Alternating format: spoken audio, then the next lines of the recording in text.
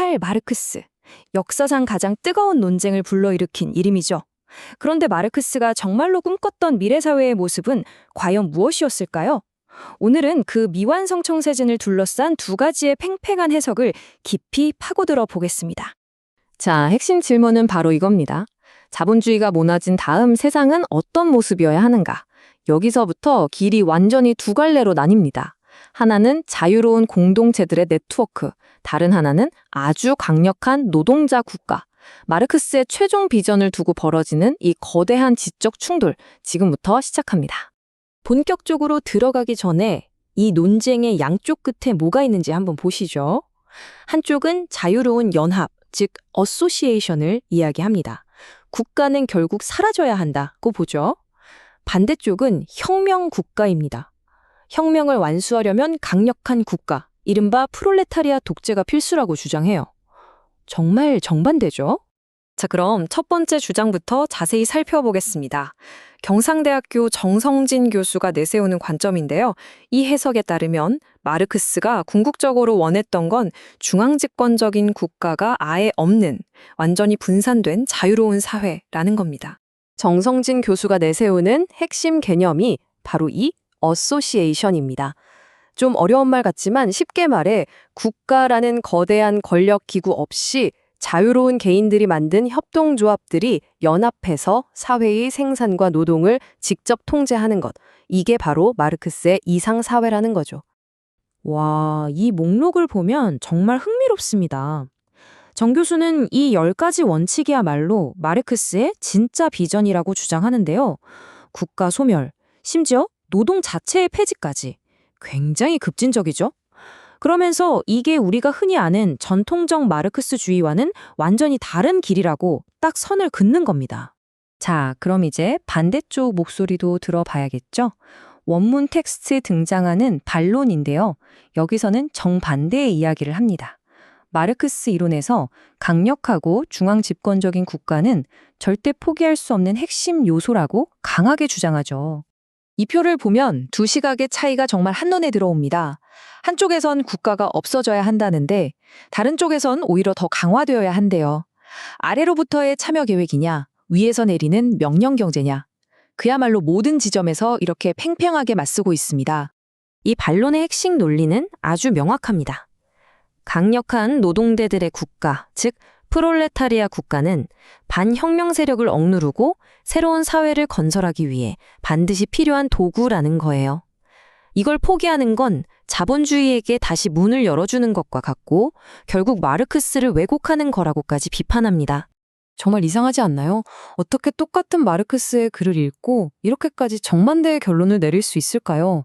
자, 지금부터가 진짜 재미있어지는 부분입니다. 양쪽이 어떤 근거를 드는지 그 증거들을 한번 탐정처럼 파헤쳐 보겠습니다. 바로 이 문장입니다. 모든 논쟁이 여기서 시작된다고 해도 과언이 아니에요. 마르크스의 대표작 자본론 1권에 나오는 아주 유명한 구절이죠. 자유로운 인간들의 연합체. 보십시오. 똑같은 문장을 두고 해석이 이렇게 갈립니다. 정 교수 쪽은 자유로운 인간들의 연합이라는 표현에 주목합니다. 이건 국가 통제 없는 분산된 시스템의 증거라는 거죠. 하지만 반대쪽에선 하나의 사회적 노동력이라는 구절을 강조합니다. 이게 제대로 작동하려면 사회 전체를 아우르는 중앙계획이 필수적이라는 논리입니다. 그리고 중앙계획의 필요성을 주장하는 쪽에서는 마르크스의 이 오케스트라 비유를 아주 강력한 근거로 제시합니다.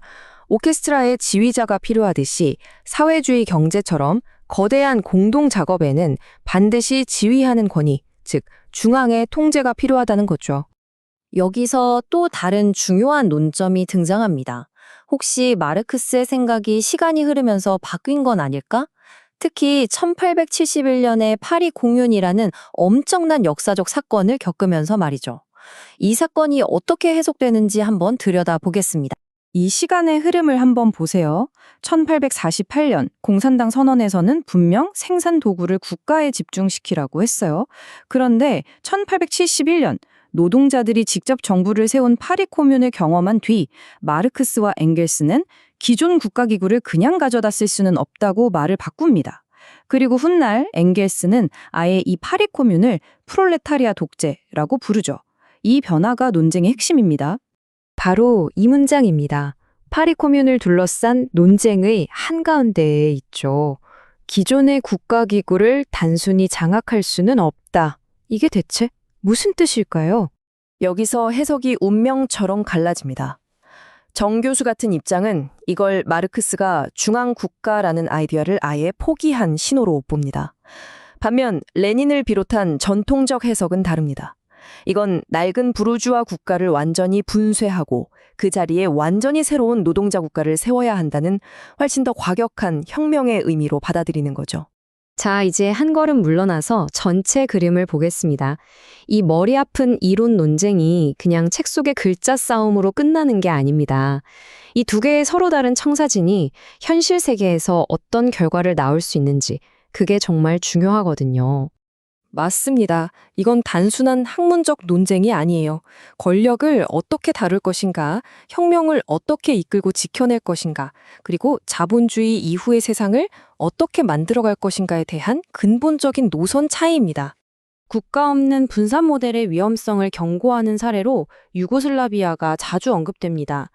노동자들이 기업을 직접 관리하는 시장 사회주의를 시도했죠.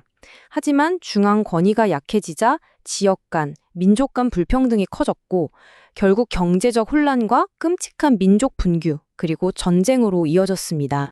그리고 이 논쟁에 쐐기를 박으려는 듯 마르크스의 동지였던 엥겔스가 남긴 이 말이 있습니다. 아주 단호하죠. 이 독재가 어떤 모습인지 알고 싶다면 파리 코뮌을 보라. 그것이 바로 프롤레타리아 독재였다.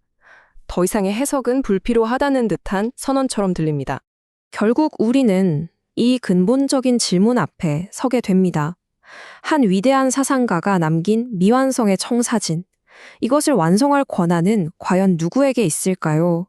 그 텍스트를 깊이 파고드는 학자일까요? 아니면 그 사상을 현실로 만들기 위해 행동하는 혁명가일까요?